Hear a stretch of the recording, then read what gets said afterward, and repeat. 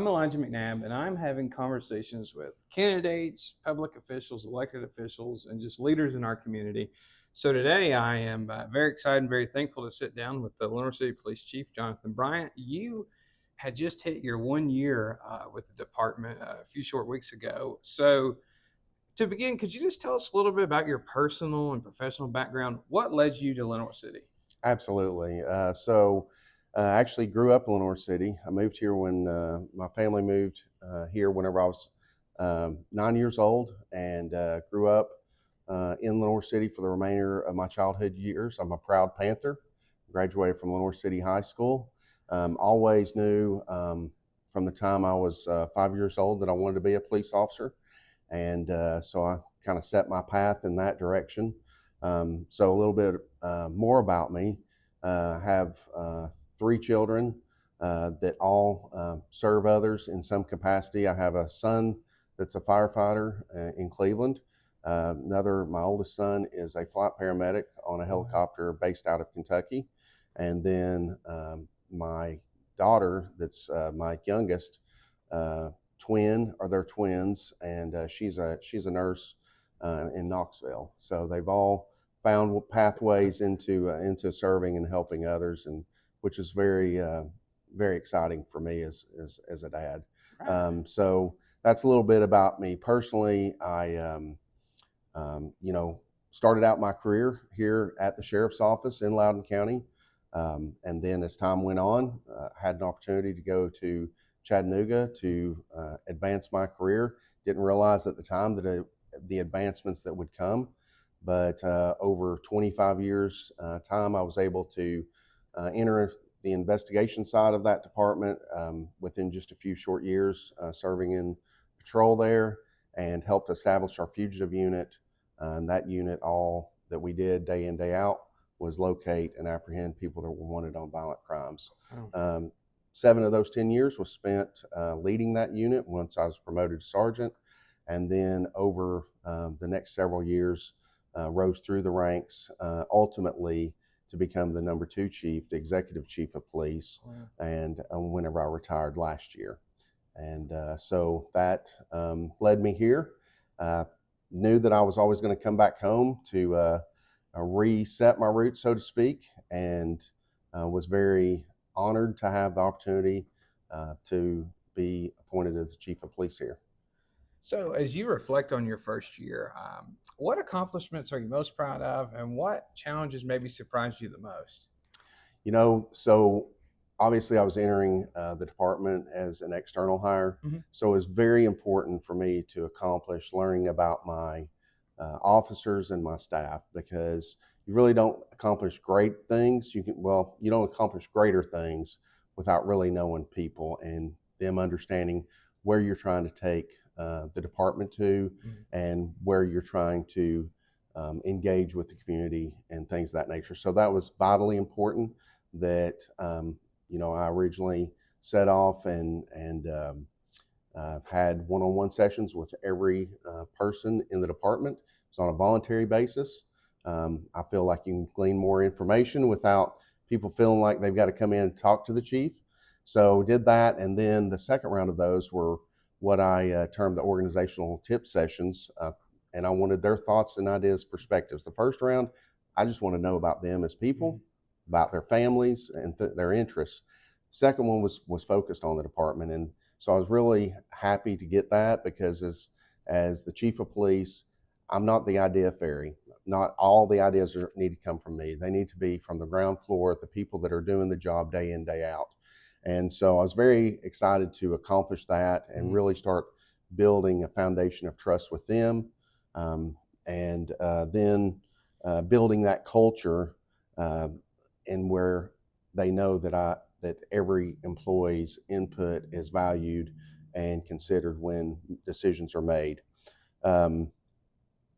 One of my very exciting accomplishments that just announced to them a few weeks ago, they didn't realize this was being worked on at the time, but until budgetary approval occurred, I very much wanted to implement some type of progressive career path in the department. I established 2 new ranks within the department, and that is of the master police officer. So what that position will do is they will have field training officer duties, which is, when a new officer is hired, they have to be trained, and so that MPO position will train new officers, as well as they'll act as a supervisor when the sergeant is absent. Oh, wow. So those are not new positions in the sense of 4 new budgeted positions, but they're reallocated officer positions with understandably some higher pay. So I was really excited about providing that opportunity. Yeah. We're hoping to have that promotional process done and promotions made next month. The other thing I did is because I wanted to balance things and also provide opportunities within our investigations, our criminal investigation division. So I established the rank of detective so that when they they perform in their assignment as investigators at their 5-year mark, then they are promoted to the detective rank. And so that was very important for me because I wanted to give officers and investigators the opportunity to advance in their careers. And going back to the MPO position, it's also an opportunity to establish somewhat of a leadership pipeline, a succession plan for future promotional opportunities. So obviously, they acting as supervisors, they will have opportunities to learn. Sometimes learning and growth happens with some minor mistakes happening, so that gives them an opportunity to do that. But I also wanted to not exempt in doing that so many of our great police officers here from still, when we have a promotional opportunity occur at the sergeant rank, that they all still will have eligibility to apply for that because I just thought that was important to do. So those are a few of the accomplishments. Last one that I would mention that, and I'll mention some of these things that I've shared weren't just my ideas alone. So I came in here and I said, I'm not trying to put a square peg through a round hole, and understand what fits best for the Lenoir City community as a whole and its police department. And so just like establishing that MPO rank, that came directly, and the detective rank, a lot of those things were things I heard from my officers during those tip sessions that I shared about earlier. And the last thing that I'm very happy about is we were able to work within our last year's existing budget to fund upgrading our records management system platform, along with our e-citations and crash reporting system. So in essence, they're two separate systems, and we were able to pay for an integration of those to where both systems talk to each other. So what the benefit of that is came from my officers. I learned of this, and this is why those sessions were so important for me. I learned that they were writing citations or warnings, and they would in turn have to take time out, and duplicate what they had put in the one system into the other for our RMS to be accurate. So this obviously increased operational efficiency because it takes less time now when they make a traffic stop, they interact with occupants of the vehicle, things of that nature, how they take care of that matter, whether it's through a warning or even a citation. But the benefit to the public is, as well, the crash reporting. So the system we're on now, by doing this integration, is through the state crash reporting system. It's called Titan. Officers can do their report, and at any point while they're doing their report, if there's some minor error, inaccuracy, it flags it to where they cannot continue. Therefore, an officer doesn't get the report completed, then a few days later finds out that this report is got some inaccuracies and needs to be corrected.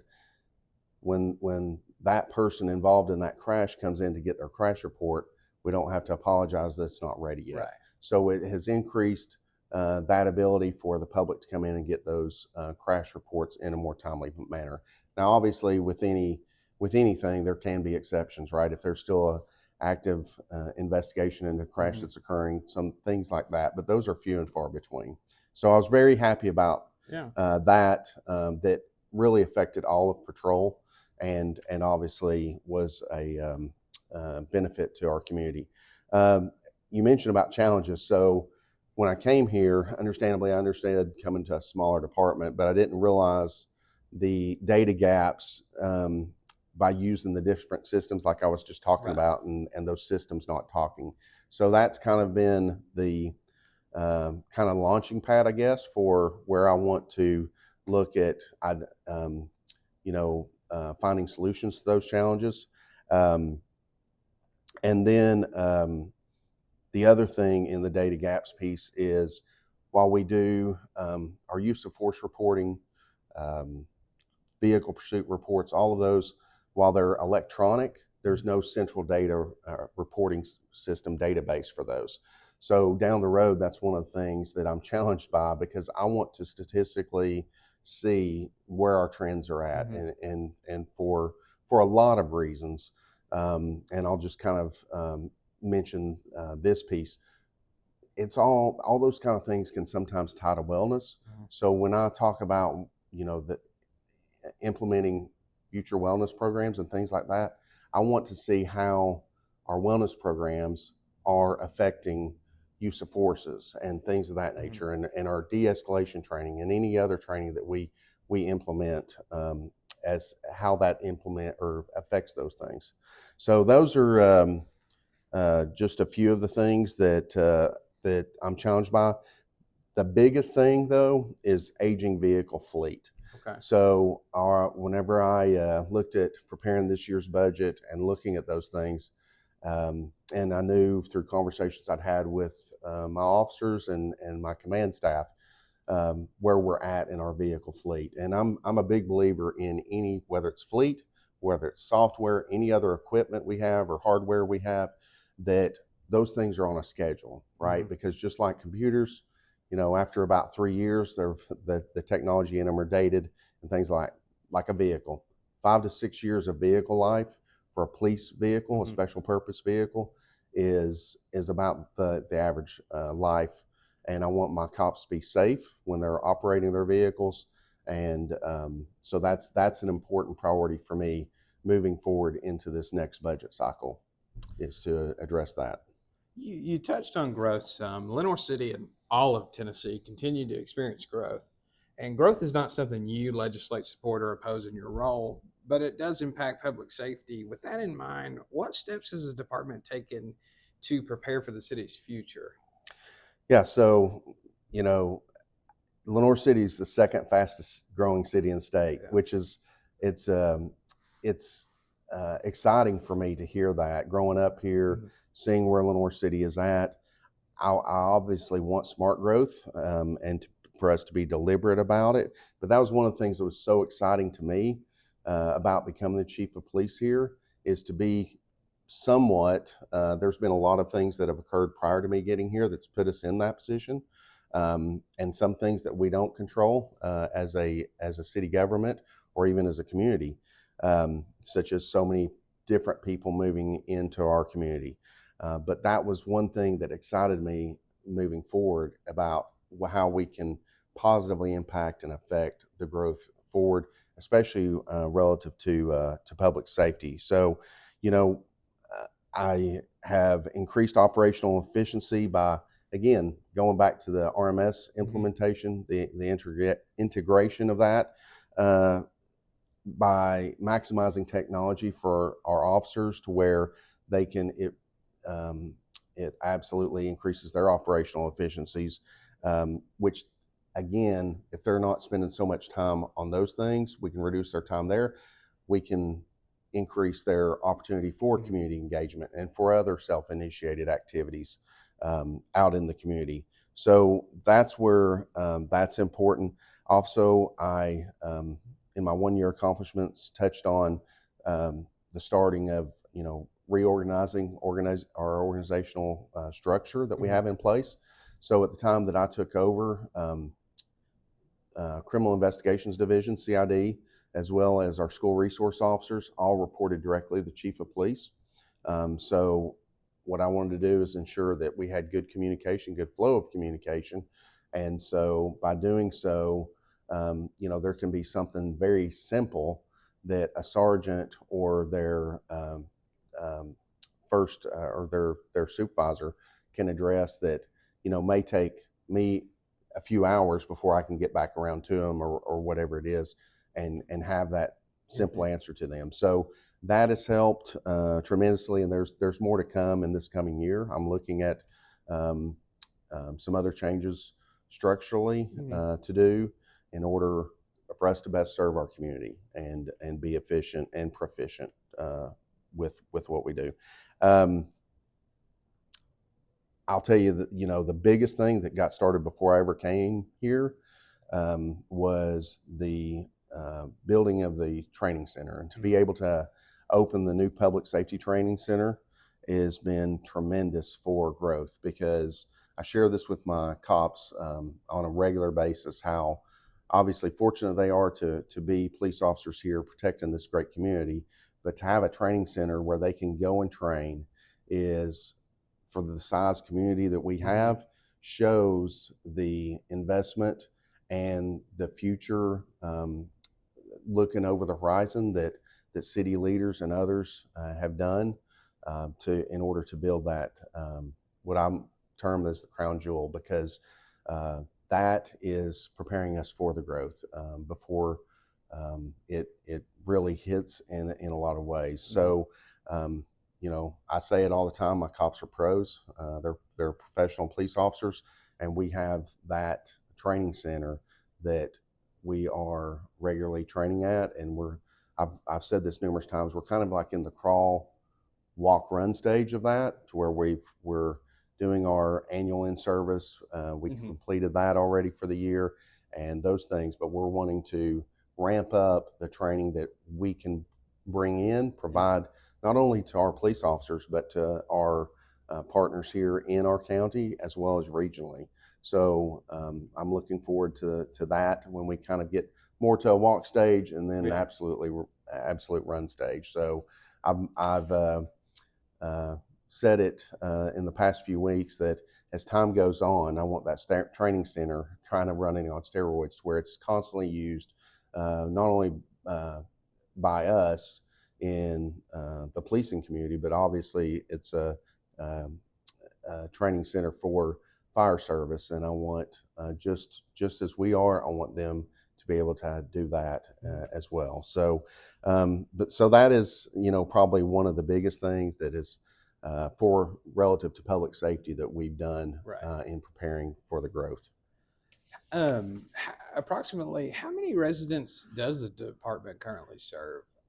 Yeah. So right now, the most recent estimate of population is about a little over 12,500, Okay. and we cover a little bit over 8 square miles within the municipal boundaries of the city.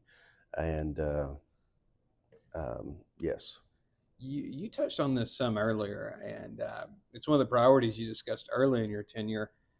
Community engagement. What initiatives has the department implemented over the past year to strengthen relationship with residents? Yeah. So let me just share that community engagement was already started well before I put my feet here.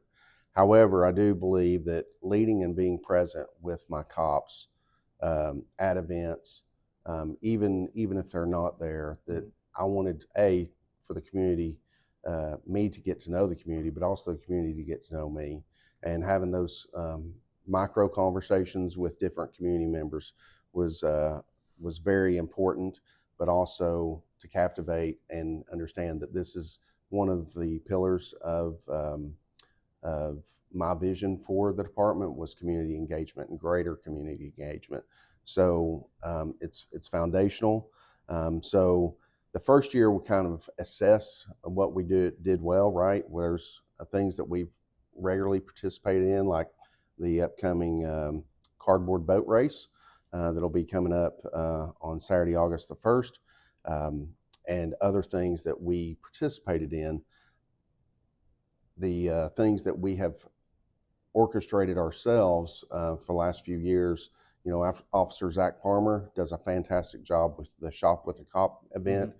working with several different community partners to make that a success for those children in our community. It's a huge youth engagement piece that brings families in and lets them kind of see a different side of police and what we truly stand for. So in making sure that our community is taken care of. So that's obviously something that's been done. Um, the other things that we've done is um,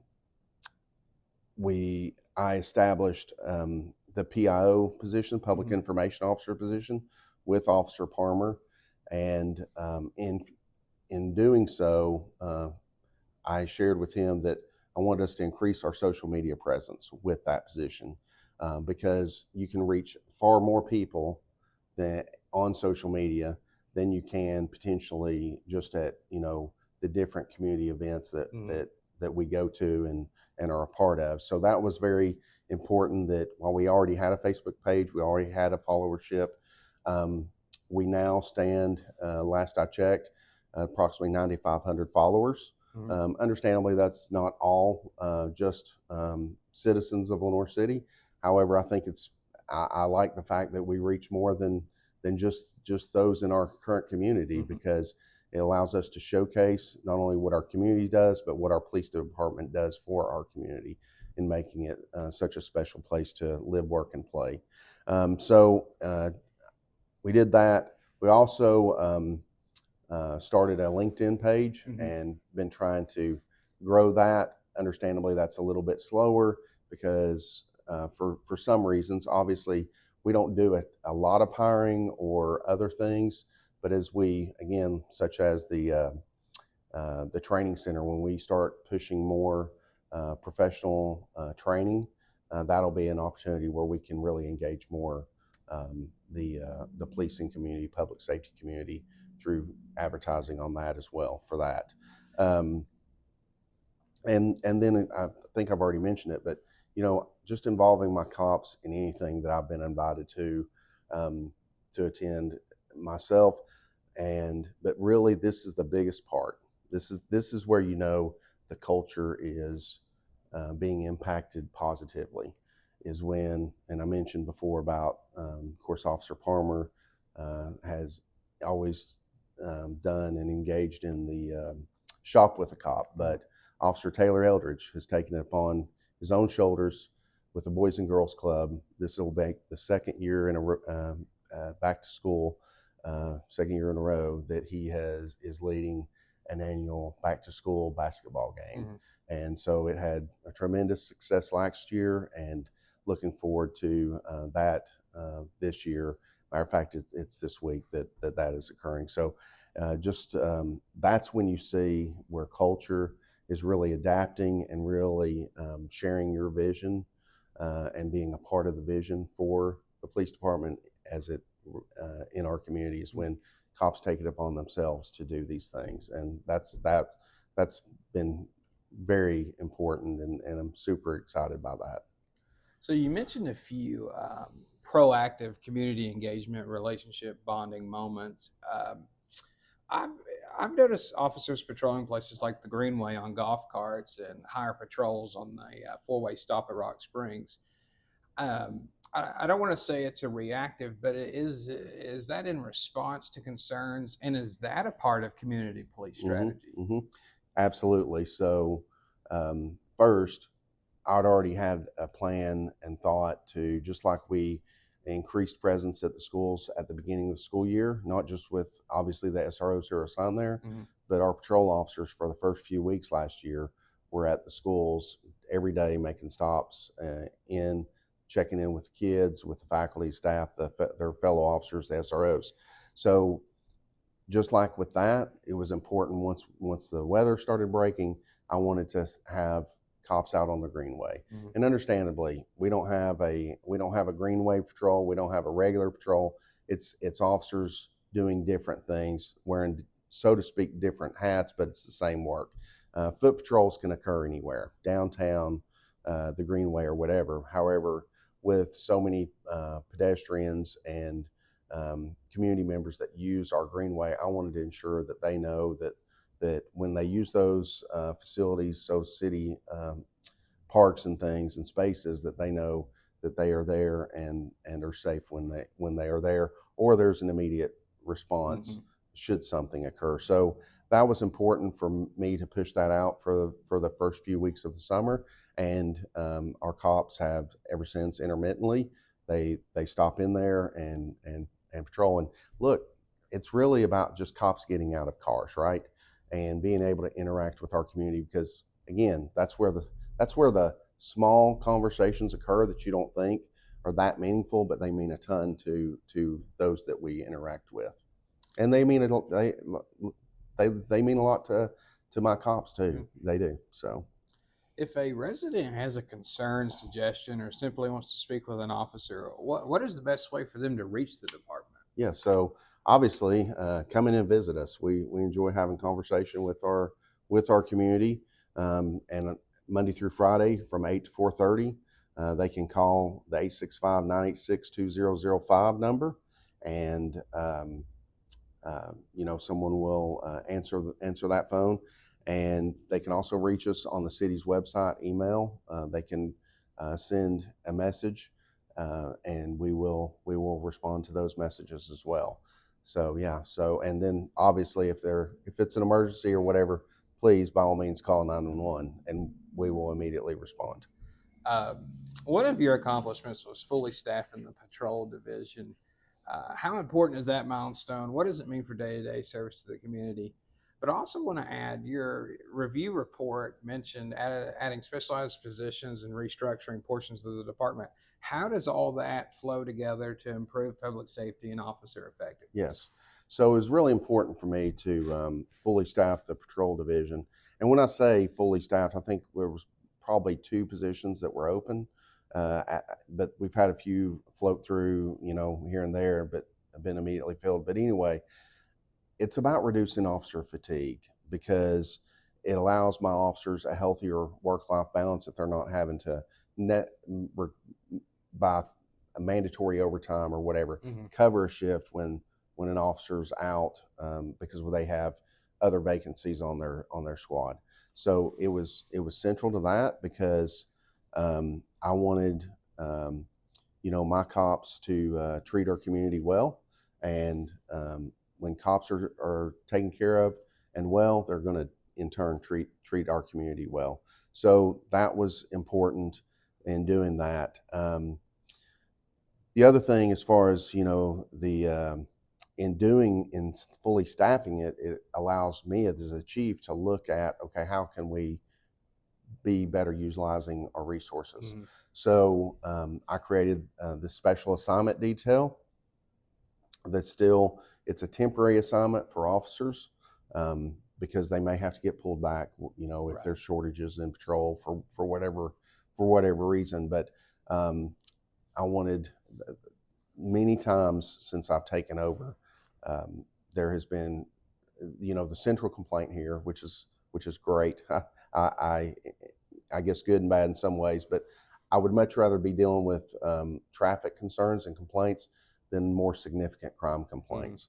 So that was central to a lot of the complaints that we would receive and be generated about aggressive driving, or you mentioned it earlier about kind of four-way stop at Rock Springs. Mm-hmm. So when we receive those complaints, we do respond to those complaints, and so I took this more, for lack of a better term, more proactive approach to it, um, in assigning one officer per squad to be out here and not assigned to any calls for service, and they can just go out here and conduct self-initiated activities relative to traffic safety, traffic stops, whether that's serving warrants, and overall some even criminal interdiction of individuals that are committing crime or attempting to commit crime in our community. As you begin your second year as chief, what top priorities do you have moving forward for the department? So let's see. So exploring additional grant opportunities is, we have a finite amount of budget that's provided to us by the mayor and city council. And so finding those grant opportunities means that we can I mentioned it earlier about wellness. You Mhm. know, that's something that is um, near to me, and I want to. Remember when I started my career over 30 years ago. You know, that wasn't even something really other than physical fitness. Right. Um, so additional grant opportunities for wellness, for technology, and other equipment that we may not be able to get through the normal budgetary process because of the expense of those things. Also mentioned about earlier about improving the fleet. I really want to do that in this coming year, um, and finalize the organizational restructure. Hmm. And that's come with input and conversations within the department, and to where I can get that accomplished. I also want to redefine the Lenore City Police Department's mission, vision, and values. So understandably, cops know they're here to keep the community safe and they're here to protect. But I want the Lenore City police officers to know what their mission is, what the long term vision of that mission is, and also what values we embody in carrying out our mission Hmm. on a day to day basis. Um, and then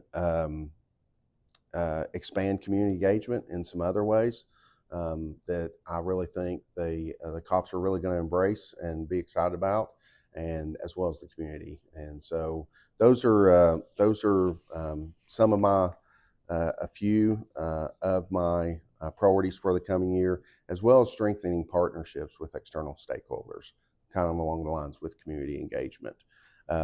And then I touched on this earlier, but increase professional development opportunities, because that's the second one of the three pillars of my vision, Hmm. along with community engagement and officer safety wellness, is to provide officers those opportunities to train, hone their skills, and really become even greater professionals than they are now. Um, and lastly, it's important, that our officers are our greatest resource, as well as my professional staff, my non-sworn personnel. So finding ways to retain them, and it cuts down on hiring costs of new officers and things of that nature. But when those positions do come open, obviously recruit the best for those, and to where we maintain a full staffing. Is there anything you would like the residents to know about Lenore City Police Department that they may not hear or see on a regular basis? Yeah, so the Lenore City police officers are dedicated, well trained, and I've said it time and again, and it's been by design. They're professionals. They're Hmm. professional police officers that I'm happy to stand shoulder to shoulder with every single day. And the reason why is because they care about their community, they're committed to their mission, and they're courageous when they are required to be. And that's not just in physical courageousness, but sometimes in sharing what they feel that needs to be shared. And that's tremendous to have and be part of. Um, if you see them somewhere, what looks like they're just sitting in their vehicle, I promise you, they're not just sitting there doing nothing. They're probably catching up on reports. Hmm. They're doing other things. They're monitoring what is considered patrolling or proactive police monitoring, when they're stationary in areas, just to be a visible deterrence at times. Um, so those are some of the things that. That that our community may not hear or see about, or may have a perception Hmm. about. So happy to kind of share some points about why I love my cops. Yeah. Finally, is there anything we did not cover today that you would like the opportunity for the community to know? Yeah. So as you can hopefully I've articulated and I've demonstrated through this how excited and energized I am, um, for not only as I enter this second year as uh, your chief of police, but what the future holds not only for our police department, but as well for our community. We can grow in a smart and deliberative way, Hmm. and I've said this on more than one occasion when I've been speaking to community groups and others. You know, public safety and economic development, they go hand in hand. if you don't have one, the other one will suffer. So it's important. I know that. I understand that. I've had opportunities throughout my career where I impacted in greater ways. Economic development when I was a zone commander in Chattanooga. I built a coalition between hotel owners of about 37 establishments and police, and it impacted crime and quality of life issues and those things. So I understand how that can be impacted if you don't have public safety doing our part in things. So that is um, what I absolutely always want to people to understand, that all city government, we work cohesively together, but public safety and economic development absolutely go hand in hand. And lastly, there's been a misperception through out this very first year that I had in conversations I've had with people. So I'd like to set the record straight and be very clear about this. There has not been, since I was appointed July 1 of 25, there's not been two chiefs of police. We're not co-chiefs. Director White and I work hand in hand. I'm the chief of police. He's the public safety director. Obviously, I report to him, but he has a whole lot of other departments that report to him, and we've worked fantastic together. It's been fantastic to have him to kind of lean on when it comes to the even, because while I grew up here, I worked here. It's been 25 years since I've been here, so he's helped me understand some of the dynamics as I came into here, and but that's one thing that.